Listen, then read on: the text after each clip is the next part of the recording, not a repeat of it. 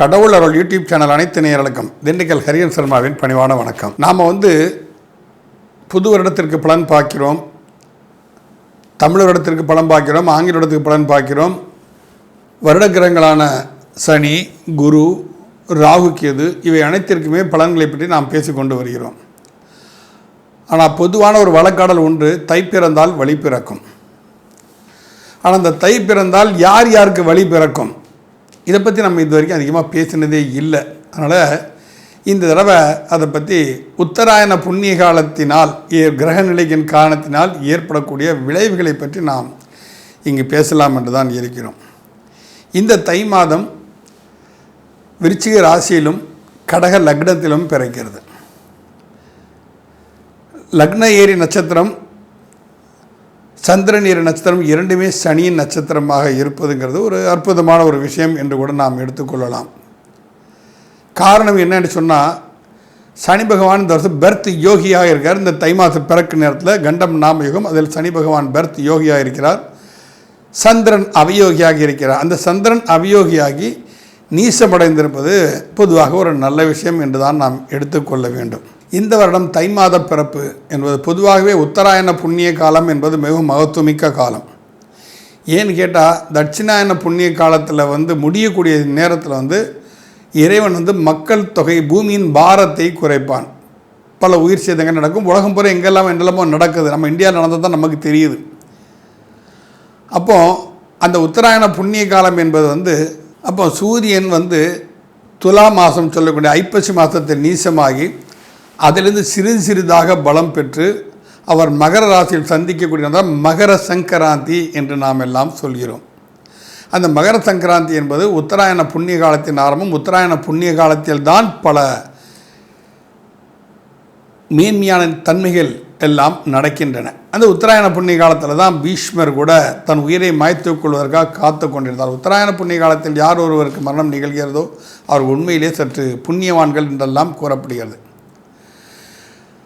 அயன தர்ப்பணம் பண்ணும்போதும் அப்படி தான்.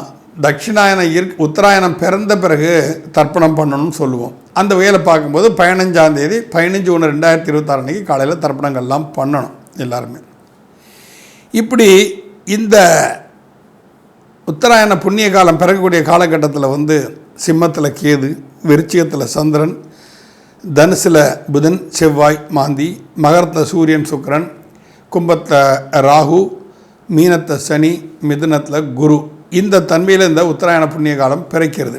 இந்த நிலையில் 12 ராசிகளுக்கும் என்ன என்ன நிகழ்வுகள் நடப்பதற்குண்டான சந்தர்ப்பங்கள் இருக்கின்றன என்பதை நாம் வரக்கூடிய பதிவுகளில் பார்ப்போம். மீன ராசி நேயர்களே, உங்களுக்கு ஜென்மச்சனி இப்பொழுது நடந்து கொண்டு இருக்கிறது.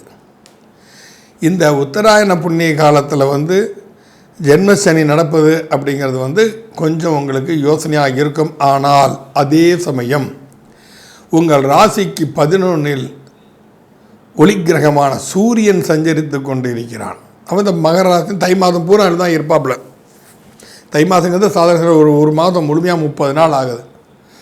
அப்போ பொதுவாகவே நமது ராசிக்கு 11இல், ராசிக்கோ லக்னத்துக்கோ 11 சூரிய பகவான் இருந்தாலே அது என்னென்னா ஜாதகத்தில் பல தோஷங்கள் அதை தீர்க்கும்.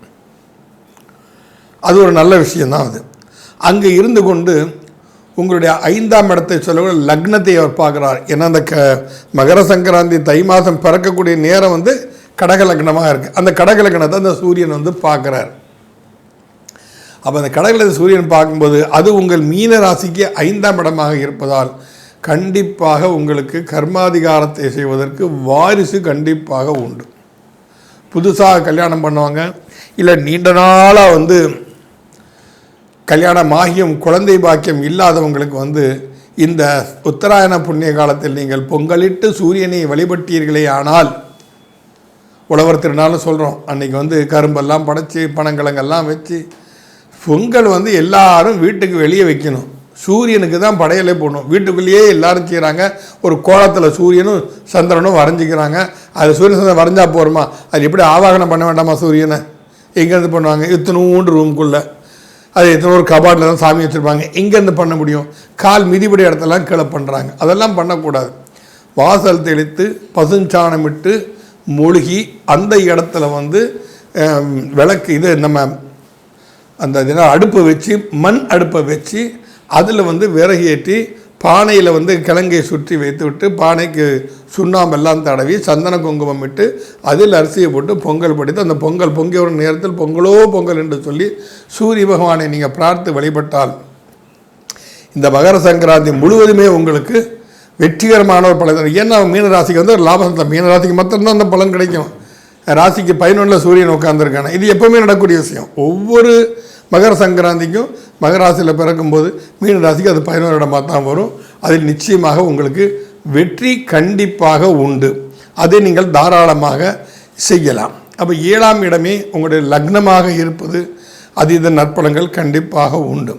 அப்போ வந்து இங்கே என்ன அப்படின்னா சனி உங்களுக்கு முழு யோகாதிபதியாக வர்றார். அப்போ ஜென்மச்சனியாக அமர்ந்து கொண்டு சனி யோகாதிபதியாக வந்து லக்னமும் சனி நட்சத்திரம், சந்திரனும் சனி நட்சத்திரம். இதுவும் வந்து ஒரு அற்புத நற்பலங்கள் எல்லா ராசிக்குமே கொடுக்கும். அது சனி யோகியாக இருக்கலாம். அப்போ சனி யோகியாக இருந்து நற்பலங்களை நமக்கு தர வேண்டும் என்று சொன்னால் சனியின் காரகத்துவத்திற்கு ஏற்ப உங்கள் வாழ்க்கை பாதையை நீங்கள் அமைத்து கொண்டு அதில் பயணம் செய்தால் நிச்சயமாக சனி பகவானின் பரிபூர்ண நீங்கள் திருநள்ளார் போக வேண்டாம். சனியின் பார்வையே உங்களை நன்றாக உயர்த்திவிடும். சனி பார்க்க கெடுப்பான்னு எல்லாரும் சொல்கிறோம். சனிக்கு கருணை பார்வை என்று ஒன்று உண்டு. யார் மீது கருணை பார்வை சனி பகவான் செலுத்துகிறார்களோ அவர்கள் உலகத்தில் யாராலும் வெல்ல முடியாத அற்புத சக்தியாக உருவெடுப்பார்கள். அது நிச்சயம், யதார்த்தம், அது பொய்யே கிடையாது. ஓம் பிராம் பிரீம் பிரம் சம் சனீஸ்வராய நமகன்னு அந்த சனி பகவானுடைய மூல மந்திரம். இதை வந்து சனியின் மனைவி தாமினி இயற்றிய மந்திரம். சனியை நினைத்து தியானம் செய்து இயற்றிய மந்திரம். சனி பகவான் பல வருடங்கள் காசியில் தவம் இருந்து சிவபெருமான் ஈஸ்வர பட்டத்தை பெற்றது. அப்போ சனியை எல்லாரும் ஆராதிக்கிறாங்க. ஆராதித்தவங்களுக்கு எல்லாமே நற்கதி அடைஞ்சிடுறாங்க. இந்த சனி கொடுப்பதை யார் தடுப்பார்? சனியை போல் கொடுப்பாரும் இல்லை அப்படின்னு ஒரு பழமொழிகள்லாம் உண்டு. அந்த சனி பகவான் ஜென்மச்சனியாக சஞ்சரித்து கொண்டு இருக்கும் பொழுது நீங்கள் தர்ம நெறியில் சென்று நியாய நெறியில் சென்று தனக்கு கீழுள்ளவர்களை மதித்து பழகி செய்தாலே கண்டிப்பாக யாரையும் ஏளனமாக பேசாமல் இருங்கள். இது சனிக்கு மிக பிரீதியான விஷயம். அடுத்தவங்களை மட்டம் தட்டி பேசினாலும் எங்கள் சனியோட 7 நடச்சனி, ஜென்மச்சனி, அஷ்டமத்து சனி, அர்த்தாஷ்டம சனி, கண்டச்சனி, ஏதாவது சனி வந்து உங்களை பாதிச்சு. இந்த ஒருத்தருக்கு தான் இவ்வளோ பார்வை வச்சுருக்கான். இதில் வந்து நமக்கு வந்து அப்போ இது அத்தனையுமே உங்களுக்கு வந்து ஒரு பாதிப்பு கொடுத்த 10ஆம் இடத்தையே அவர் பார்க்கிறார். அப்போ 10ஆம் இடம் தொழில் ஸ்தானம். தொழில் முன்னேற்றம் வேணுமா வேண்டாமா? கண்டிப்பாக வேணும். அப்போ சனியின் ஒரு தர்ம நெறியில் வந்து நீங்கள் போகணும். ஆக இந்த ஜென்மச்சனி நடக்கக்கூடிய இந்த காலகட்டத்தில் உங்கள் ராசியாதிபதி குரு 4ஆம் இடத்தில் இருந்து கொண்டு அர்த்தாஷ்ட குருமாக சந்தித்து பல இழப்புகளை தரக்கூடிய இந்த சூழ்நிலையில் அவருடைய பார்வையும் 10ஆம் இடத்தில் விழுவது, ராகுவும் 10ஆம் இடத்தை பார்ப்பது, சனி பகவானின் 10ஆம் பார்வையாக 10ஆம் இடத்தை பார்ப்பது, நீங்கள் தர்ம நெறியில் நீதி நெறி தவறாமல் சென்று கொண்டு இருந்தால் உன்னதமான தன்மையை அடைய உங்களால் கண்டிப்பாக முடியும். நீங்கள் செய்ய வேண்டியது சனி பகவான் வழிபாடு, ஹனுமான் சாலிசா படிக்க வேண்டியது, இவை செய்து கொண்டு இருந்தாலே உங்களுக்கு அதீத நற்பலங்கள் கண்டிப்பாக நடக்கும். நன்றி, வணக்கம். கடவுள் அருள் டிவியை பார்த்தமைக்கு நன்றிகள். மேலும் இது போன்ற தகவல்களை தெரிந்து கொள்ள கடவுள் அருள் டிவியை சப்ஸ்கிரைப் செய்யுங்கள். மறக்காமல் பெல் ஐக்கானை கிளிக் செய்யுங்கள்.